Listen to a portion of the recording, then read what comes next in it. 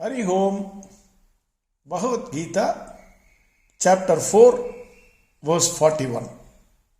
Jnana Karma Sannyasa Yoga. Renunciation of action in knowledge. Last verse, verse 40.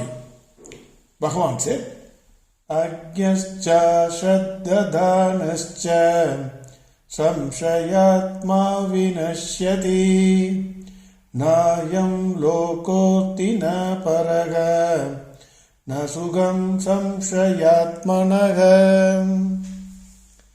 Bhagwan Krishna said, Hey Arjuna, the one who is ignorant, the one who has no faith, and the doubting master will perish.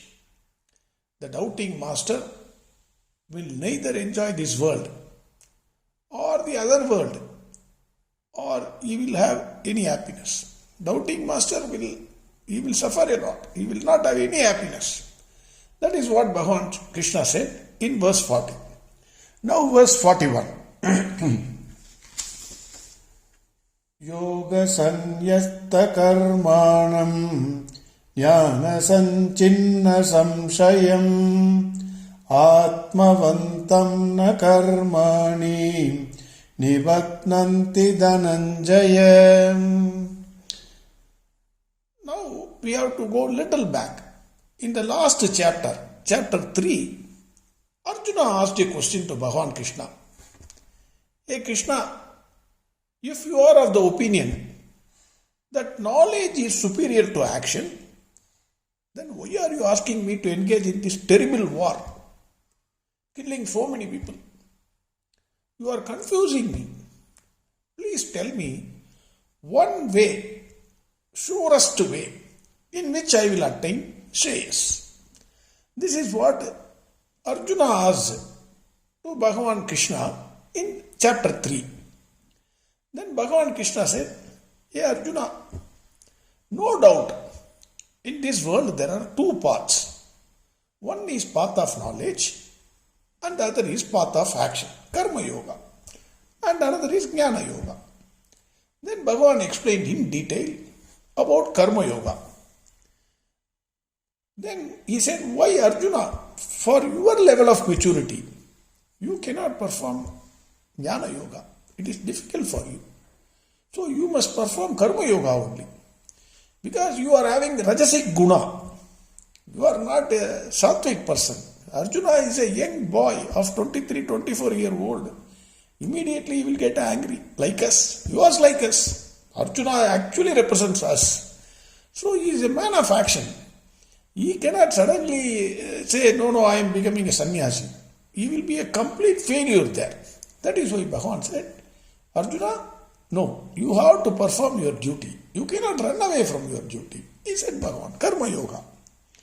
Then in this chapter, chapter 4, Bhagavan Krishna explains how all the actions performed can be renounced in the wake of knowledge.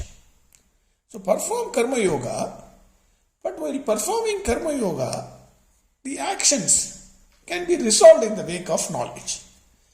Bhagavan in this verse, in verse 41, he says, all actions can be renounced in the wake of knowledge. That is what yoga sannyasta karmana. The person who does karma yoga, he will think that he is an instrument in the hands of Bhagavan Krishna.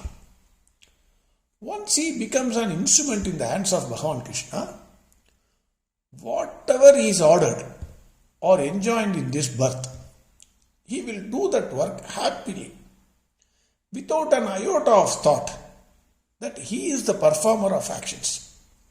I am only an instrument in the hands of Bhagavan Krishna. Who am I to decide which work to do and which work not to do? Bhagavan, in this birth, he has given me to do this work. Hence, I will do this work very happily. So, naturally, when a person starts thinking that he is an instrument in the hands of Bhagavan Krishna, then he cannot do any other meek action. Immediately, all of us being intelligent people, we will ask, Sir, can I kill a person? Can I steal money? Can I do all that? Because I am thinking I am an instrument of Bhagwan Krishna. If the moment that thinking comes, you cannot do any adharmic action.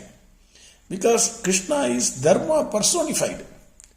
The moment you become an instrument in the hands of Bhagwan Krishna, the thought itself will not come. Where is the question of action? Thought itself. You will be only a Dharma. You will become Dharma. So that question will not arise. You will do action only in accordance with Dharma. A small example is, let us assume that is a judge. A judge, naturally, he has to hear both the sides. So he will analyze the facts, he will read the provisions of law and the rules, and he will look into the precedents of those cases, similar cases, and then he may give a judgment. Let us assume that the judgment is wrong, completely wrong. A judge cannot be faulted. He has not done any work. He is doing the work on behalf of Lord of Justice. If he is a honest judge, if he is doing the work on behalf of Lord of Justice, even if there is a mistake, let us assume the worst case, he is committing a mistake in giving that judgment. That action, whatever he has performed, it will not bind that person. No punishment can be given to that judge. Similarly, the one who thinks that he is an instrument in the hands of Bhagwan Krishna, actions will not bind him. That is what Bhagwan Krishna is saying. Then Bhagwan Krishna, second, he says, Jnana sanchinna samshayam. Jnana sanchinna samshayam. That means all the doubts have been destroyed. In the earlier verse, Bhagwan Krishna said, the doubter, if you are a doubting master, Nayam lokosti na paraga, na sugam samshayatmanaga. For that person, there is neither this world, nor the other world, nor any happiness for that person. In the last verse he said, now Bhagwan Krishna says, Jnana sanchinna samshayam. With knowledge, you destroy all the ignorance, all the doubts that are arising in you. Now the question is, what are the doubts? While going in the path of knowledge for realizing the self, probably one may get the following doubts. One is, say whether the self is Annamaya Kosha, that is food sheath, Pranamaya Kosha, vital air sheath, Manomaya Kosha, mental sheath, Vijnanamaya Kosha, intellectual sheath, and Anandamaya Kosha, that is bliss sheath. Is the self the food? Is it the vital air, prana? Is it the mind? Is it the intellect? Is it bliss? All these doubts that will come to your mind one by one when you are crossing. Let us not get into the details. One by one, when you are going step by step towards the self, realization of the self, many doubts will come. These are the major doubts that will come to a person. Then this person, in the wake of knowledge, he will destroy all these doubts. That is, he will understand self is other than these koshas. These 5 koshas, whether it is Annamaya, Pranamaya, Manomaya, Vijnanamaya or Anandamaya. Self is not that. It is above all these things. The self is effulgent. It is the presence of the self, because of which everything else is known. Thus, all the doubts about the self will get destroyed in the wake of knowledge. Now, Bhagwan Krishna says, Atmavantam. Atmavantam means the one who remains in the self after realizing that in the presence of self, all the actions take place. And the self is not attached to any action. For example, electricity is there. All electrical instruments, whether it is fan, light, grinder, AC, heater, vacuum cleaner, everything works. But electricity is not attached to any of the actions than by those electrical instruments. Without electricity, no instrument can perform any action. But none of the actions performed by the equipments will get attached to electricity. Simple thing, but this is the thing. Self is like, in the presence of the self, we all work. Without the self, we cannot work. But the actions, whatever we perform, all the actions performed, it will not attach to the self. That is what Atmavantam means. Dhananjaya is finally, Bhagwan says, calls Arjuna as Dhananjaya. Knowledge is wealth. All other wealth, when you give, suppose you give money, you give anything, maybe whatever rice or anything you have, your wealth will get diminished. But in the case of knowledge, it is the reverse. Knowledge, when you share, it naturally increases. That too, the highest wealth, the knowledge about the self, is given by Bhagwan Krishna to Arjuna.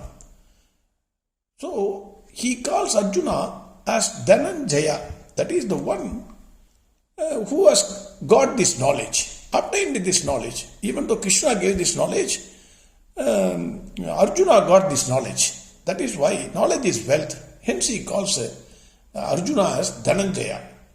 Saint Tiruvallur says, Tottanai Thurum Manarkeni, Mandarku Katru Anaitu Urum Arivu. This means there is a well in the midst of village. In all the villages there used to be a well. In the midst of the village, people will go and then they will take water out of the well. The more water is taken from the well, more water, more fresh water comes, and the water also increases actually.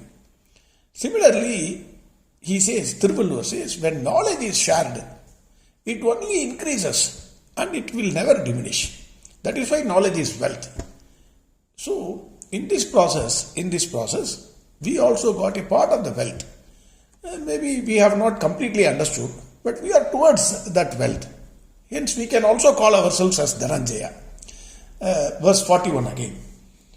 Yoga sanyasta karmanam jnana sanchinna samshayam atmavantam na karmani nibatnanti dhananjayam. Next verse, tomorrow, Harihom, Sarvam Krishnarpanamastu. Narayana, Narayana, Narayana, Narayana.